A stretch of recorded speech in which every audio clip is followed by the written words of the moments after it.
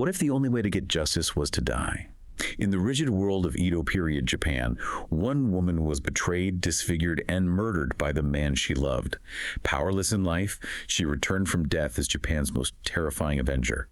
Her tale is so potent that even today, actors visit her grave to beg for her blessing before daring to tell it. Welcome to the Deep Dive.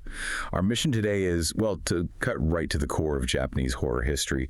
We're exploring this really powerful archetype of the wronged woman, and we're going deep into the Nihon Sandai Kaidan, that's the 3 great ghost stories of Japan, with a sharp focus on, really, the definitive one, Yotsuya Kaidan, the story of Oiwa. We've got a stack of sources here that show how this terrifying fiction became a powerful vehicle for social critique. Yeah, and it's important to remember these stories, the Kaidan, the strange tales, they weren't just campfire stories, they were mass entertainment, especially in the 18th, 19th centuries, often performed in kabuki theater, and they acted as these crucial morality plays, speaking directly to the injustices people were seeing around them. That makes a lot of sense.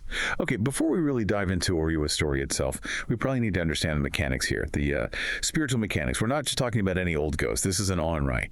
What exactly defines an onryō? Right. The onryō is very specific. In traditional Japanese belief, the soul, the raikon, it's supposed to pass on peacefully after death.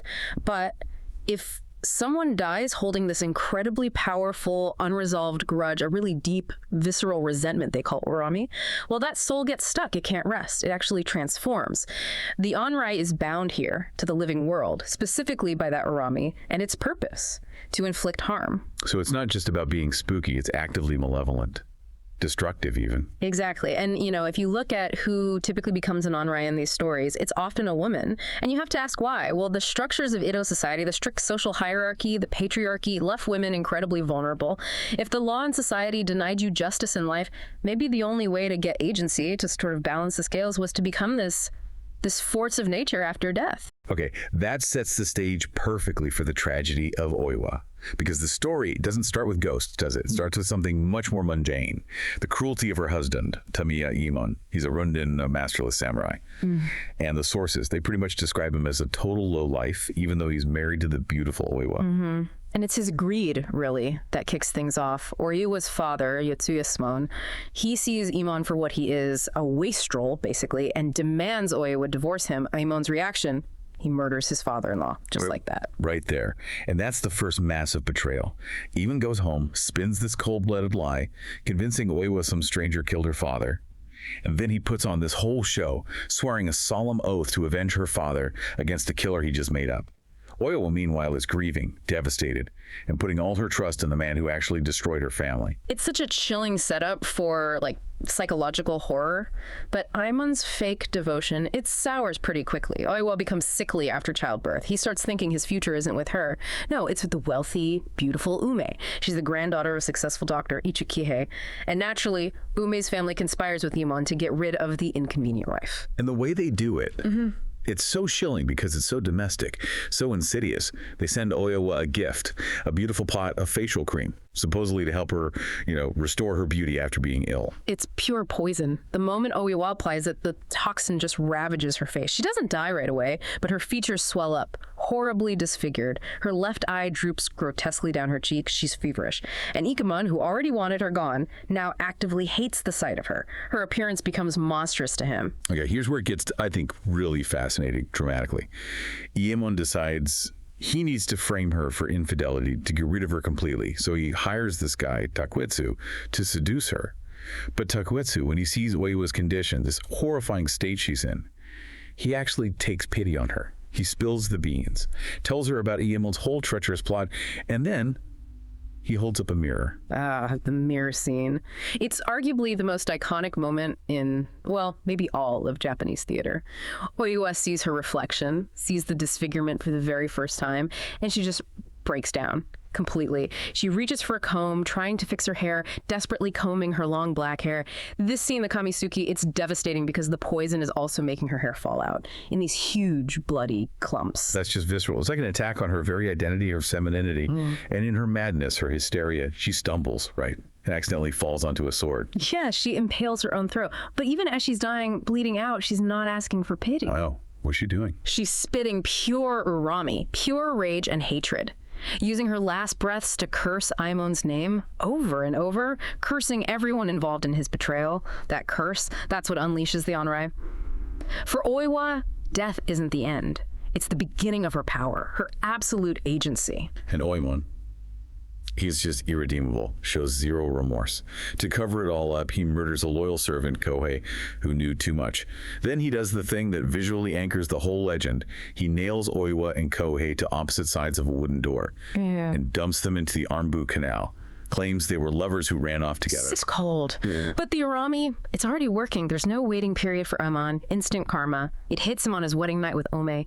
He lifts the veil, ready to see his beautiful new bride. Yep. He sees Oiwa's face, hideously disfigured, vengeful, staring right back at him. Oh, wow. So he attacks it.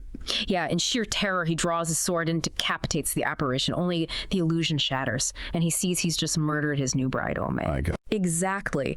He flees the room, utterly panicked, only to run straight into Kohei's ghost. Floating, bloody.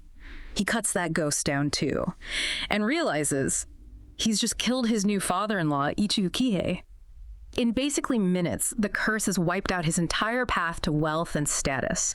It's swift, brutal, and just perfectly targeted. And the haunting doesn't stop there, right? It just keeps following him relentlessly. She's inescapable. Her face is everywhere. It's a very visual haunting. It appears in the flames of paper lanterns, the chochin turning light itself into terror. He tries to escape, goes fishing way out in the mountains somewhere. And what does he pull from the river? The very door he nailed her body to. The physical evidence of his crime literally pursues him until he's driven mad and eventually killed by a former in-law. Justice, Henri style. And that connection to real places, that geographical rooting, that's got to be key to why this story has lasted, right? This isn't some vague fairy tale. It's set in the Yotsuya district of Tokyo, a real place people knew. Exactly. The horror felt local, tangible. The story became so powerful that the Oiwa Inari Tamiya shrine exists today. It's maintained specifically to placate her spirit right on the site where the Tamiya family supposedly lived. And Machiji Temple holds what's believed to be her actual grave, dated 1636. This real-world tie makes her feel less like a myth and more like a spiritual neighbor you really don't want to upset. Okay, let's shift now into the deeper themes. The play Yotsuya Kaidan premieres in 1825. You mentioned this was a time of social stress in Edo, Japan. Why did this particular story right then become such a massive phenomenon? It was genuinely revolutionary for theater at the time. The playwright, Tsuruya Nanboku IV, he was sort of a genius. He fused two kabuki genres that were usually separate. On one hand, you had kizomono. These were gritty, realistic plays about ordinary city people dealing with poverty, crime, domestic problems, real-life stuff. On the other hand, you had kaidan mono, the traditional supernatural ghost plays, often set in the past, involving samurai and curses. Okay, so he smashed them together. What was the effect? You bring the horror right out of ancient myth and plop it down into the audience's contemporary world, into their neighborhoods almost. The ghost wasn't haunting some feudal lord in a faraway castle anymore. She was haunting a low-ranking guy like Aimin in a specific district of Edo the audience actually knew. This fusion made the horror immediate. It turned it into this really sharp critique of the social system that, frankly, allowed Aimin's kind of cruelty to happen. So a ghost story becomes maybe the most effective way to talk about social injustice. And the whole structure relies on that Buddhist idea you mentioned, inga, karma, cause and effect. Absolutely. The play is like this perfect engine of cosmic justice. Think about it. Aimin tries to use poison and disfigurement to erase Oiwa, to destroy her dignity. So the inga, the karmic consequence, dictates that the very disfigurement he caused becomes the visual weapon of his own destruction. He created the monstrous look, and that monstrous look annihilates him and everything he wanted. Which brings us to maybe the most profound social theme here, gender and powerlessness. In that rigid patriarchal Edo society, Oiwa had zero recourse against her husband. None. She was trapped. Legally, socially, she was practically his property. The sources really emphasize this. Her transformation into an onryō is the only way she can gain agency. Death becomes the key that unlocks her from the prison of her gender and social status. It grants her this terrifying, absolute power to get justice. A justice totally impossible for her as a living woman. It's like the ultimate revenge fantasy for the powerless. Now, to really grasp Oiwa's impact, it helps to compare her to the other really famous ghosts from that era, right? Okiku from the second great ghost story, Bunch of Suriyashiki. Right. Ōoku. Her story's source of injustice is quite different. She was a servant, and she refused the sexual advances of her master, a samurai named Aoyama Tessan. So to punish her and frame her, Tessan hides one of 10 priceless Dutch plates she's responsible for. Losing even one meant death back then. When she still refuses him, he tortures her, kills her, and throws her body down a well. And her haunting is legendary. The ghost rising from the well every night, counting the plates endlessly. 1, 2, 3, 4, 5, 6, 7, 8, 9, and then that awful shriek because the 10th is always missing. Yeah, and that distinction is key. Oiwa's story is about domestic betrayal. Cruelty within a marriage, driven by greed and status. Her vengeance is violent, explosive, destructive. Ōoku's story. That's fundamentally about class conflict and sexual harassment, the complete vulnerability of a servant to her master. Her vengeance is sorrowful, repetitive, psychologically torturous. It drives people mad rather than just killing them outright. The audience saw different kinds of social failure mirrored in these two hauntings. Okay, and connecting this back to the real world, you mentioned that this idea of using poison, disfigurement, political maneuvering, right, it wasn't just fiction, especially for women in high-stakes situations. Yeah, exactly. This is where understanding the shuku is so important. That was the great interior, the women's palace inside Edo Castle. Try to picture it. This luxurious but incredibly claustrophobic world, home to maybe up to 3,000 women servants, ladies in waiting, concubines, and only one man allowed inside. The shogun himself. 3,000 women, one man. That sounds like intense pressure, a real gilded cage. It absolutely was. A world of constant political maneuvering, ruthless jealousy. Your status, your entire future, depended on catching the shogun's eye and ideally bearing his male heir. Every other woman was basically a rival. And the sources suggest that the kinds of horrors we see in Yotsuya Kaidan, they weren't entirely implausible in that setting. And you mentioned a specific historical figure, Yajima no Tsubon. Her story sounds like it's straight out of the play. It really does. She was this powerful wet nurse who used her position to advance her own daughter. Historical accounts suggest she might have used actual poison hidden in things like face powder or lipstick. The goal, allegedly to blind one rival concubine and cause another to miscarry or even die. So these insidious domestic methods of attack, they were potentially real tactics in the highest levels of the shogun's court. The audience watching Yotsuya Kaidan would have known this kind of manipulation was part of the reality for high-status women. So Oiwa's tragedy, while domestic, reflects these broader, brutal power dynamics women faced everywhere. But her influence goes way beyond just historical commentary, right? She's essentially the mother of modern Japanese horror. Without a doubt. She's Japan's most famous yurei, that's the general term for ghost, and her visual iconography. It's the absolute blueprint for cinematic horror that came much later.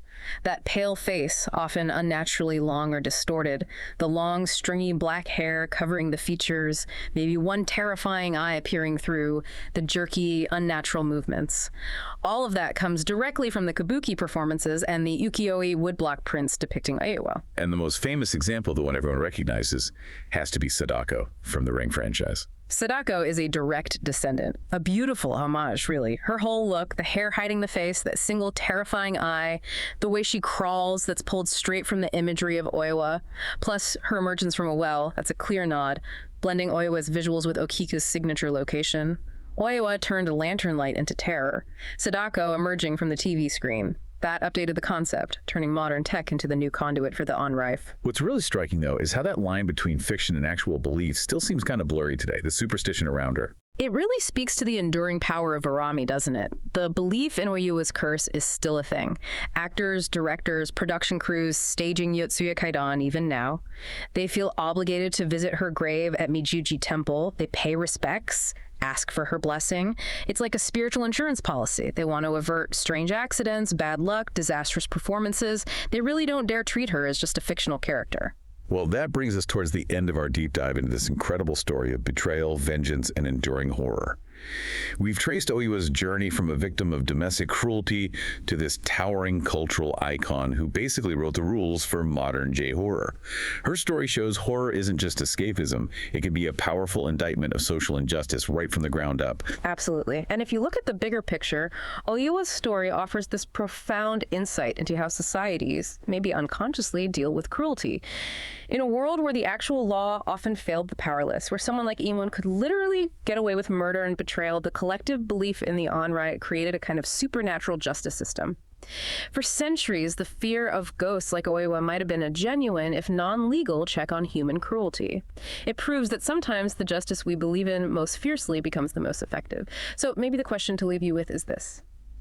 As you look around at our world today, what current injustices, what power imbalances might be quietly brewing, silently fueling the creation of tomorrow's most terrifying vengeful legends?